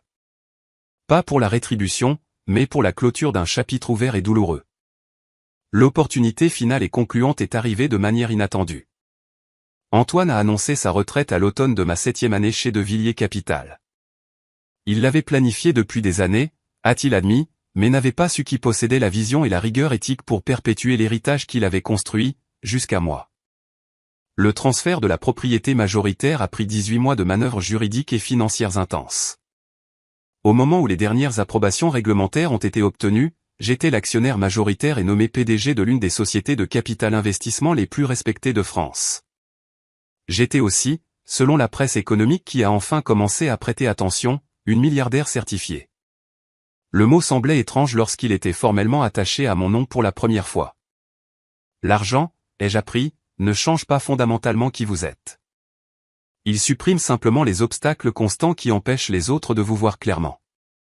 Ma famille a appris mon existence et mon succès de la même manière que tout le monde, par les gros titres financiers majeurs, les profils de magazines sur papier glacé et le segment télévisé occasionnel. Je ne les ai jamais contactés. Quel était le dialogue approprié? Regardez-moi maintenant.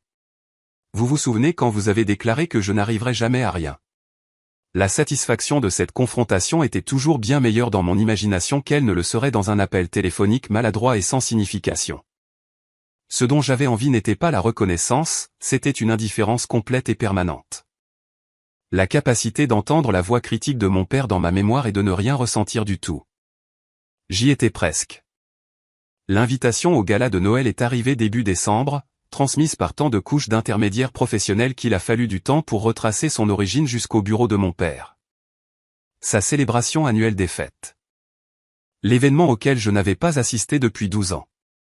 Cette année, Antoine de Villiers était inscrit comme invité d'honneur officiel, l'homme que mon père essayait désespérément de rencontrer depuis des décennies. Antoine m'a appelé le jour où l'invitation est arrivée. « Tu sais que Richard a envoyé ça ?» a-t-il dit. Il n'a aucune idée de notre relation actuelle. Il croit que je viens célébrer le succès continu de son entreprise. J'ai regardé par ma fenêtre la ligne d'horizon de Paris, la ville de béton et de verre qui m'avait testé, trempé et transformé en quelqu'un que ma famille ne comprendrait jamais. Je sais, ai-je dit. Allez-vous accepter l'invitation? J'ai pensé à la fille qui s'était tenue dans ce bureau sombre, à qui l'on avait dit qu'elle était essentiellement sans valeur. J'ai pensé à la femme qui avait tranquillement construit un empire massif sur les décombres de ce rejet. J'ai pensé à l'espace immense entre ces deux individus. Oui, ai-je dit, un sentiment de finalité froide et parfaite s'installant sur moi. J'y vais. Pas pour la rétribution, pas pour la justification. Mais parce que certains récits exigent une fin définitive, et celui-ci a été laissé ouvert bien trop longtemps. Les 2 semaines précédant le gala ont ressemblé au calme absolu avant une tempête que je n'avais plus peur d'affronter. Je vaquais à mes occupations, assistais aux réunions du conseil, concluais des transactions complexes, et pendant tout ce temps, j'étais intensément consciente de ce qui arrivait. Le sentiment n'était pas de l'effroi, mais une curiosité profonde, presque détachée. Le premier signe certain que leur réalité se fracturait est venu de Julien. Il a appelé un mercredi soir au hasard. Je n'ai pas reconnu le numéro, mais sa voix, quand elle est passée par le haut-parleur, était hésitante. Manon? Et il a dit mon nom comme s'il testait s'il avait encore le droit de l'utiliser. C'est Julien. Ton frère. Je sais qui tu es. Une pause. Je n'étais pas vraiment sûr que tu répondrais à mon appel. J'ai failli ne pas le faire. Il s'est raclé la gorge, ce son nerveux dont je me souvenais de l'enfance. Écoute, je sais qu'on n'a pas été proches. Je sais que les choses étaient compliquées quand tu as décidé de partir. Mais papa organise la fête, et je me demandais si. Je prévois d'y assister. Et toi? J'ai laissé la question flotter là, savourant l'incertitude dans sa voix. Julien avait été protégé de l'incertitude toute sa vie, notre père avait aplani chaque chemin. Oui, ai-je dit finalement. Je viens. Oh. Il semblait sincèrement surpris, puis timidement soulagé. C'est génial. C'est vraiment une excellente nouvelle, Manon. Papa sera content. Je doutais profondément de cette dernière phrase, mais je ne l'ai pas corrigée. Je dois demander, a continué Julien, sa voix prenant un ton plus inquisiteur. Est-ce que tu t'en sors financièrement?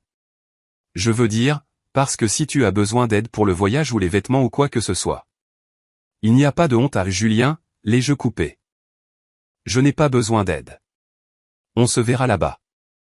Après avoir raccroché, je suis restée assise avec le téléphone pendant un long moment, pensant au garçon que Julien était autrefois.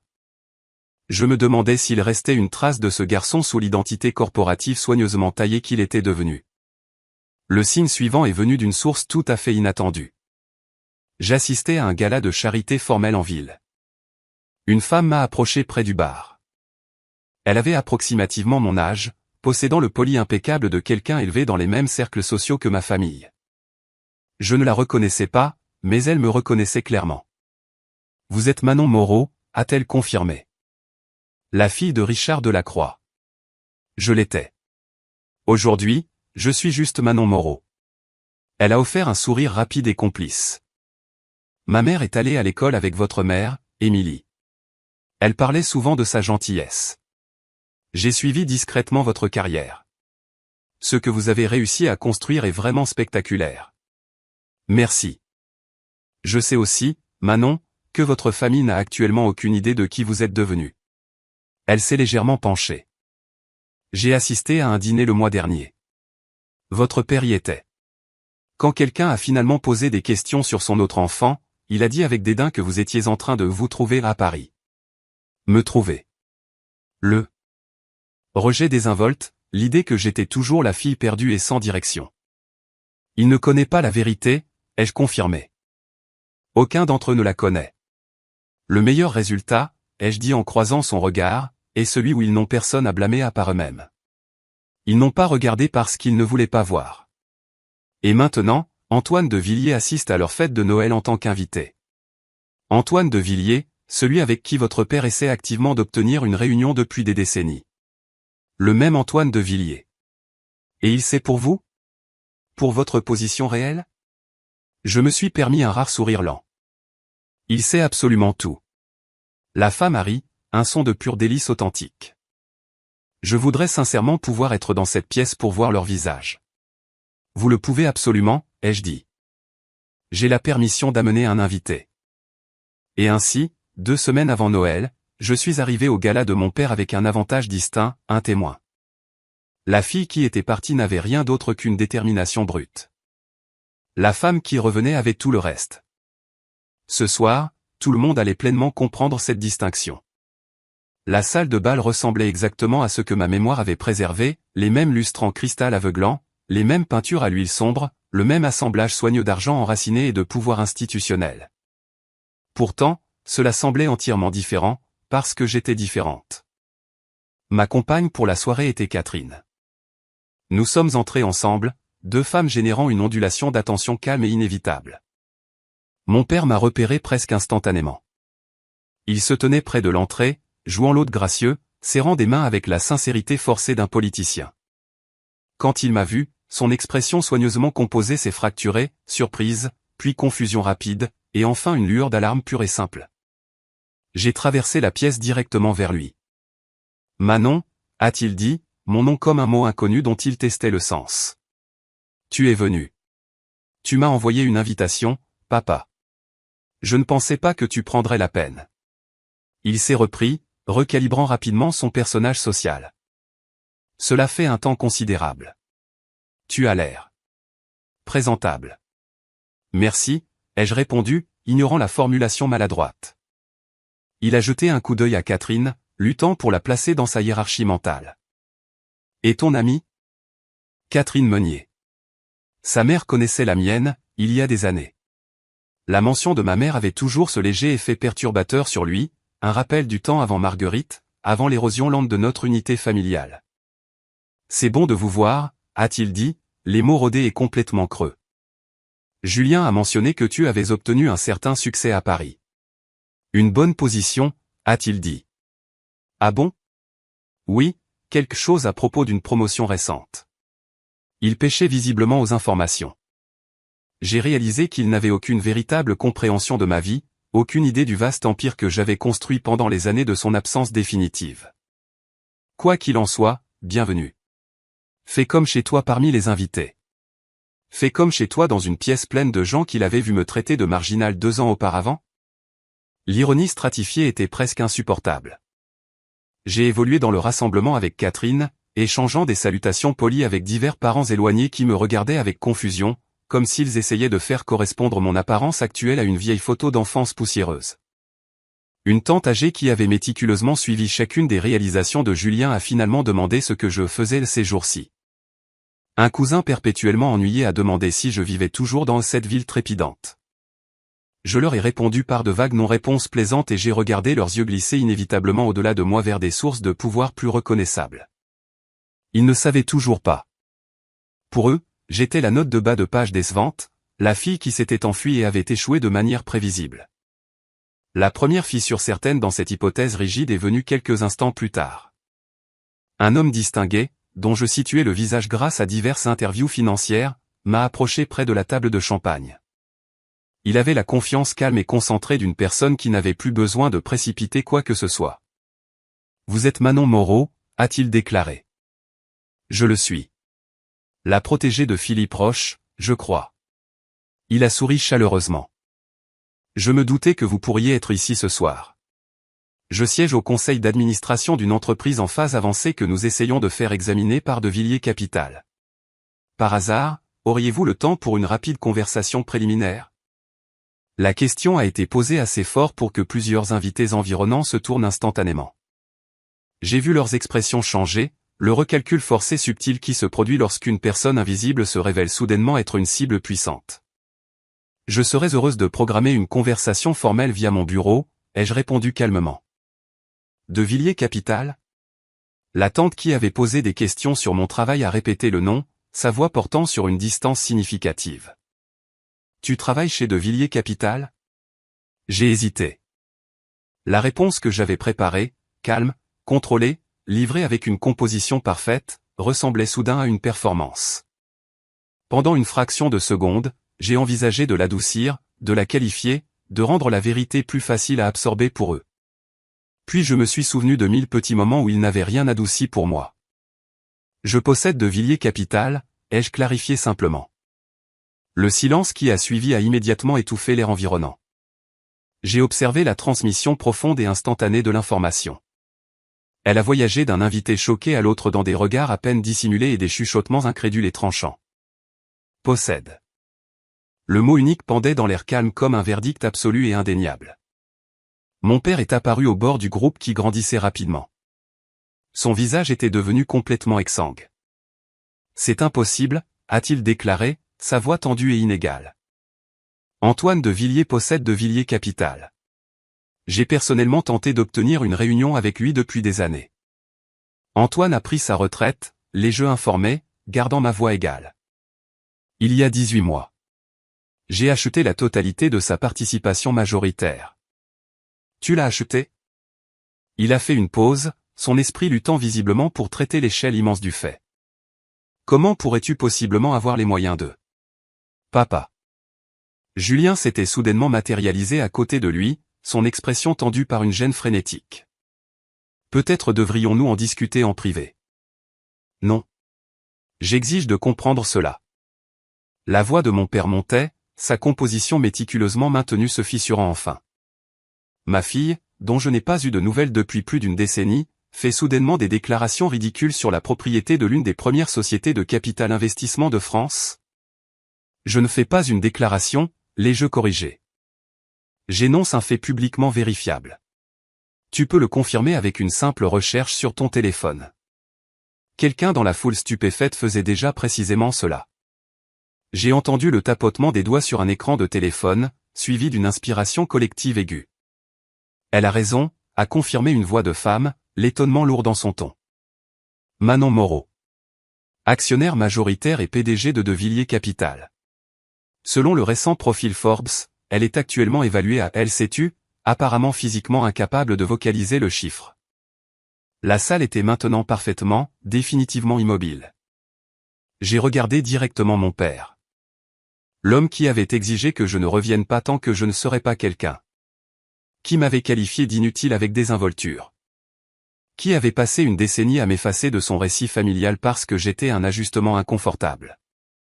Antoine de Villiers est inscrit comme invité d'honneur ce soir, ai-je dit doucement, m'assurant que chaque visage figé pouvait m'entendre. Il assiste à ce gala parce que je lui ai personnellement demandé d'être ici. Parce que j'ai décidé qu'il était temps que ma famille rencontre l'homme qui a cru en moi quand vous avez choisi de ne pas le faire. Mon père a finalement émis un son, un mélange étranglé et désespéré de rire et d'étouffement. Construit ça, a-t-il chuchoté d'une voix rauque. Elle était censée n'être personne. Elle était simplement en train de se trouver dans un petit appartement parisien. L'expression d'Antoine est devenue froide. Richard, a-t-il dit, sa voix calme mais portant une autorité absolue. Je ne suis pas ici pour réécrire votre histoire familiale. Je suis ici parce que Manon m'a demandé de l'être. Il a fait une pause, laissant les implications s'installer. Le silence qui a suivi a été le moment qui a tout changé de façon permanente. J'ai regardé autour de moi les visages de mes parents éloignés, les tantes et les cousins qui n'avaient jamais posé de questions sur ma vie, la belle-mère qui avait passé des années à me faire sentir intensément importune, et le père qui m'avait définitivement dit que je ne serais jamais personne de conséquence. Et j'ai ressenti un vide profond et satisfaisant. Pas de triomphe, pas de colère, pas même de justification. Juste la connaissance tranquille et puissante que j'avais définitivement gagné un jeu auquel ils ignoraient totalement qu'ils participaient. La soirée a continué mécaniquement, comme tous les événements formels le doivent, mais l'atmosphère fondamentale avait été irrévocablement modifiée. La fête que mon père avait l'intention d'être sa vitrine annuelle triomphale de succès personnel et d'entreprise était maintenant uniquement définie par une révélation imprévue et écrasante. Chaque conversation, quel que soit son sujet de départ, semblait inévitablement orbiter autour de moi, même lorsque je me tenais délibérément à l'autre bout de la pièce. Antoine est resté à mes côtés, ne me protégeant pas physiquement, mais ancrant stratégiquement ma position. Sa simple présence servait de rappel constant et puissant à chaque invité que leur récit de longue date sur moi avait été supplanté en permanence par une vérité documentée et hautement publique. La partie des toasts formels de la soirée est arrivée. La partie où mon père prononçait traditionnellement un long discours d'autocongratulation remerciant tout le monde pour sa loyauté. Il est monté sur l'estrade temporaire à l'avant de la salle de bal, se raclant la gorge dans le micro avec l'air las d'un homme qui avait entièrement perdu le contrôle de son propre scénario. Merci à tous d'avoir pris le temps d'être ici ce soir, a-t-il commencé, les mots venant automatiquement, dépourvus de sa conviction habituelle. Comme beaucoup d'entre vous le savent, ce rassemblement annuel est une chance pour notre entreprise de célébrer les victoires de l'année passée et d'attendre avec impatience la suivante. Il a fait une pause, un vide significatif et inconfortable. Ses yeux ont scanné la foule et m'ont trouvé. C'est aussi, bien sûr, une chance pour nos familles de converger, a-t-il continué, sa voix mince et forcée. Et je suis particulièrement heureux que ma fille, Manon, ait pu se joindre à nous cette année. La reconnaissance a provoqué une autre ondulation immédiate dans la salle. J'ai vu des sourcils se lever plus haut, des gens se pencher pour chuchoter une répétition du fait dévastateur précédent.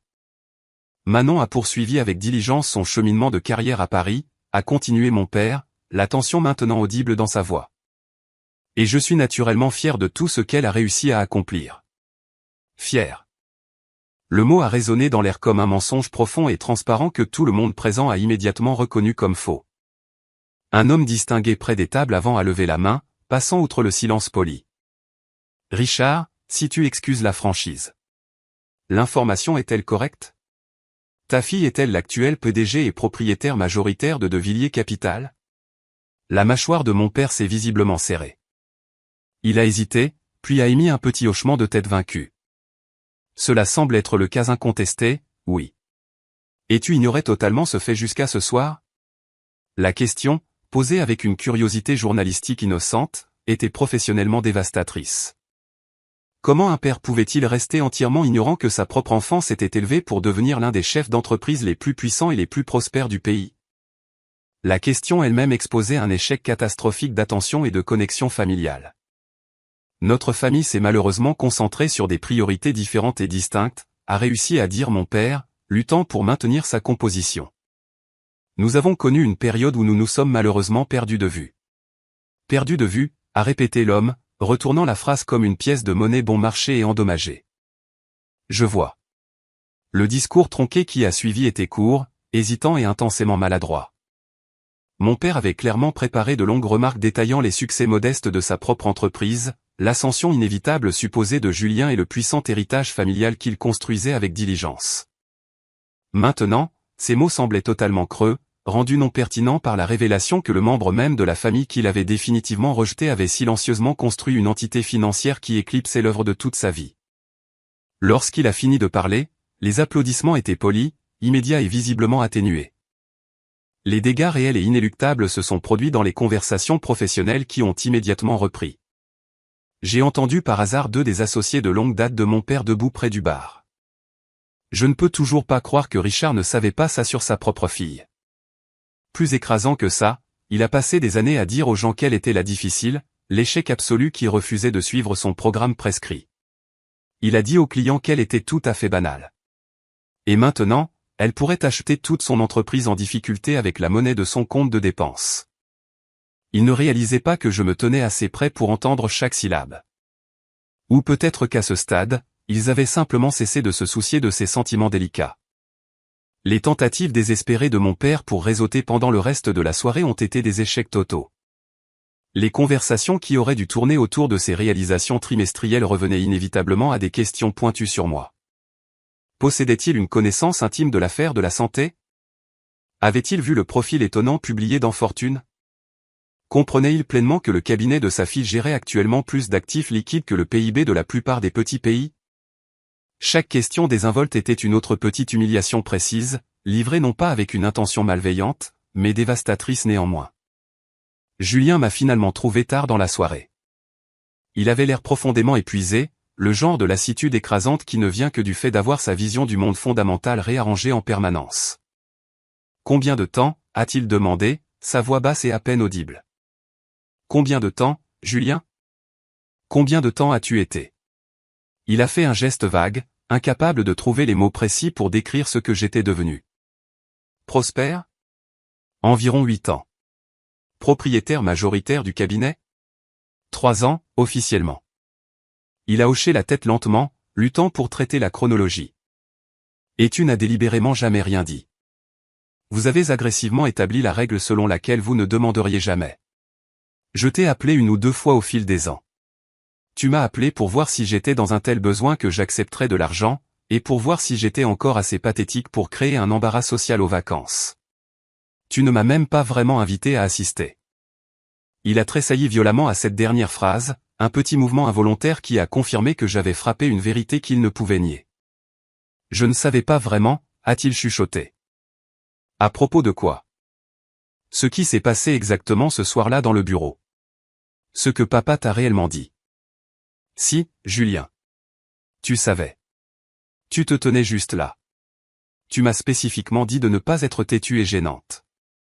Je croyais honnêtement que j'essayais de t'aider. Tu essayais de te faciliter les choses. Pour la réputation de papa. Pas pour moi. Il est resté silencieux un long moment, écoutant les échos de la fête qui se dissipaient. Est-ce la raison pour laquelle tu as accepté l'invitation, a demandé Julien finalement. Une pure rétribution non frelatée? J'ai considéré la question sérieusement. Cette situation complexe, méticuleusement planifiée, était-elle simplement une rétribution? La démolition publique systématique des hypothèses fondamentales de ma famille sur qui j'étais? Non, ai-je répondu. Si ma motivation était la rétribution, j'aurais exécuté ce plan il y a des années. J'aurais appelé chaque magazine, exigé chaque interview publique et assuré personnellement que le monde entier sache que la fille rejetée de Richard Delacroix valait exponentiellement plus que tout ce qu'il avait jamais réussi à construire. Alors pourquoi es-tu venu ce soir? Pourquoi choisir ce moment précis? Parce que j'ai enfin fini. J'ai regardé autour de l'immense pièce coûteuse, les restes d'une fête qui avait culminé en quelque chose que ni mon père ni moi n'avions jamais voulu à distance. Pendant 12 longues années, j'ai porté le poids énorme de ce qui s'est passé dans le bureau de papa. Ces mots méprisants. La façon dont vous m'avez tous traité par la suite après le décès de maman.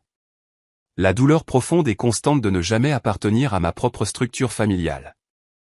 Je me suis tourné pour faire face à mon frère directement. Ce soir, Julien, je pose activement ce fardeau. Pas parce que tu as offert des excuses. Pas parce que quelque chose a fondamentalement changé entre nous. Mais parce que je suis totalement épuisé de vous accorder à tous ce genre de pouvoir définitif sur moi. Le pouvoir de me blesser par votre absence. Le pouvoir de me définir par votre jugement désinvolte. J'ai remarqué que les yeux de Julien étaient visiblement humides. J'étais étrangement surprise de ne rien ressentir à la vue de sa douleur. Je suis sincèrement désolé, a-t-il chuchoté. Pour la valeur marginale que cette déclaration détient encore. Elle détient très peu de valeur, ai-je confirmé. Mais j'apprécie l'effort minimal que tu as fait pour le dire quand même. Je l'ai laissé debout là, toute sa posture exprimant la défaite, et j'ai marché directement vers la sortie. Mes mains tremblaient. Je ne m'y attendais pas. 12 ans à imaginer ce moment, et mon corps me trahissait maintenant, tremblant comme si j'étais encore la fille aux talons empruntés. Je me suis arrêté dans le couloir, j'ai pressé ma paume à plat contre le mur et je me suis forcé à respirer. La satisfaction que j'avais attendue n'était pas là. À sa place se trouvait quelque chose de plus vide. Pas de regret, mais pas de triomphe non plus. Juste le poids énorme d'un chapitre qui se ferme enfin. Mon père m'a intercepté près des grandes portes d'entrée. Il avait visiblement vieilli dans les heures qui avaient suivi mon arrivée confiante. L'hôte lisse et contrôlant qui avait accueilli ses invités était parti, remplacé par un homme qui semblait physiquement plus petit que dans mes souvenirs, diminué et brisé par les révélations bouleversantes de la soirée. « Manon » a-t-il dit, sa voix faible. « Attends. » Je me suis arrêté et j'ai attendu patiemment.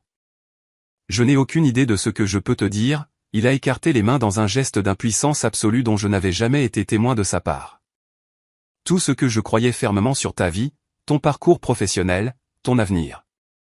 J'avais complètement, fondamentalement tort. Oui, ai-je convenu, simplement.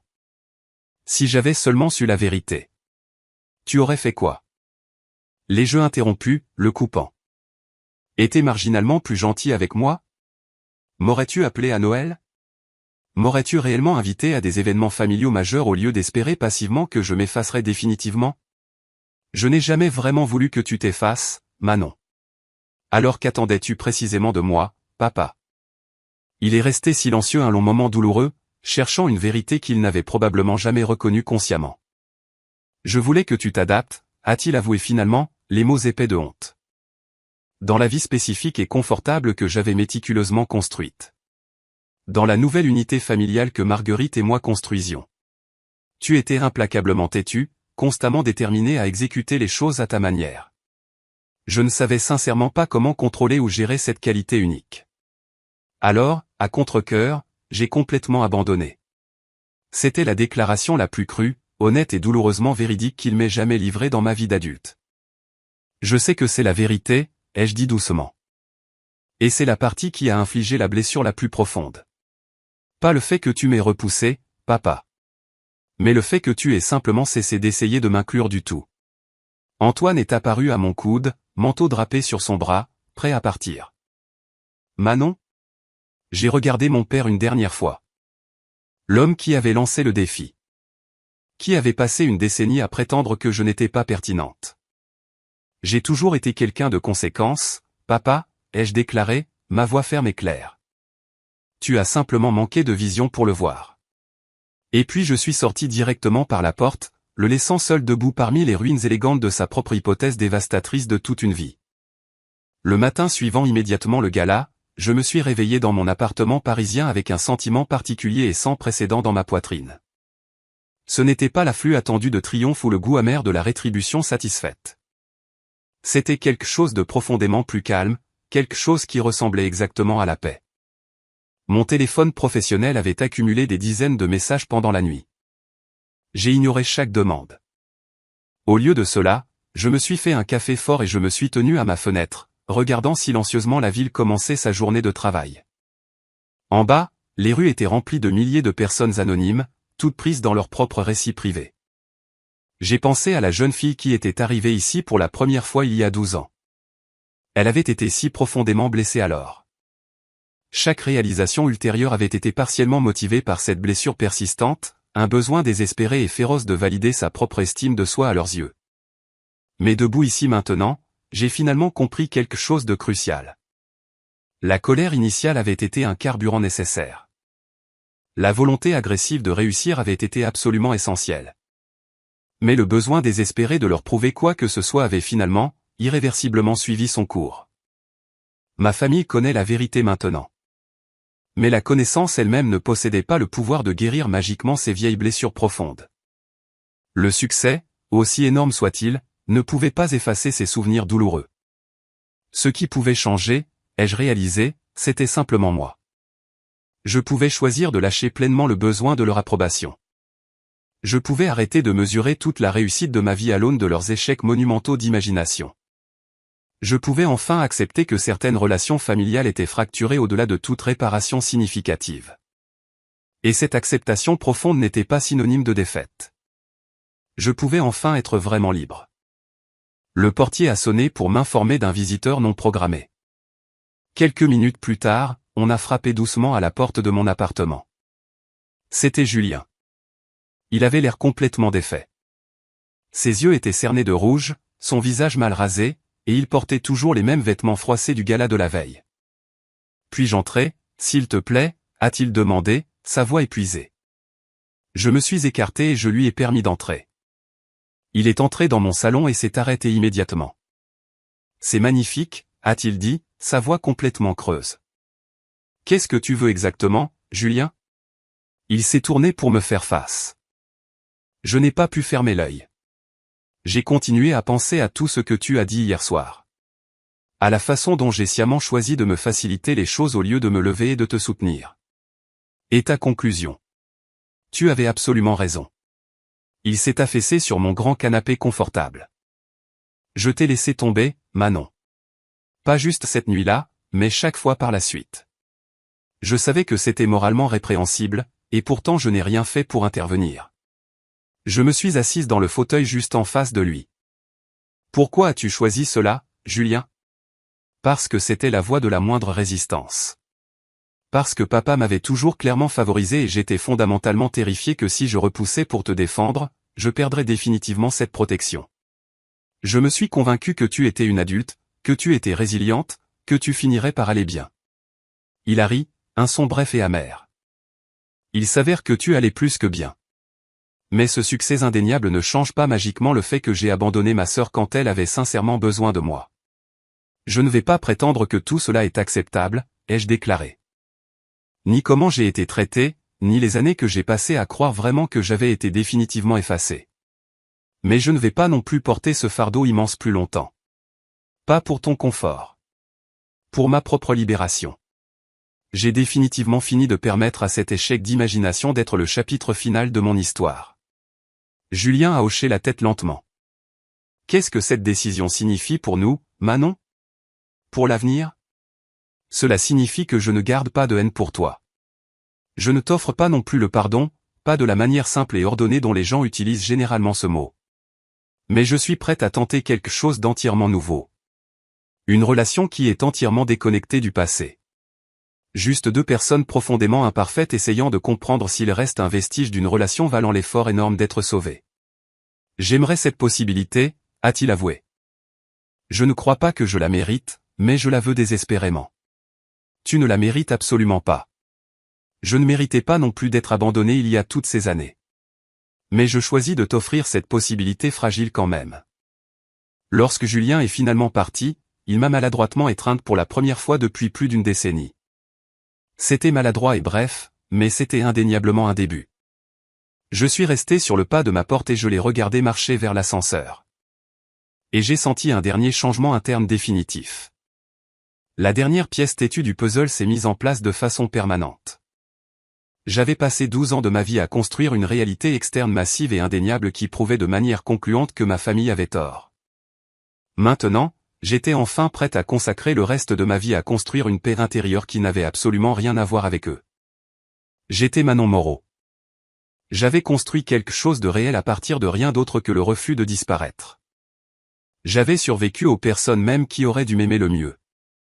La lumière du matin a percé sur la ligne d'horizon de Paris, illuminant les grains de poussière encore suspendus dans l'air. La ville bougeait déjà, inconsciente du drame qui s'était déroulé la nuit dernière et entièrement indifférente à la paix que j'avais enfin trouvée. J'ai fermé la porte en silence. Un calme profond que j'avais passé toute ma vie à mériter.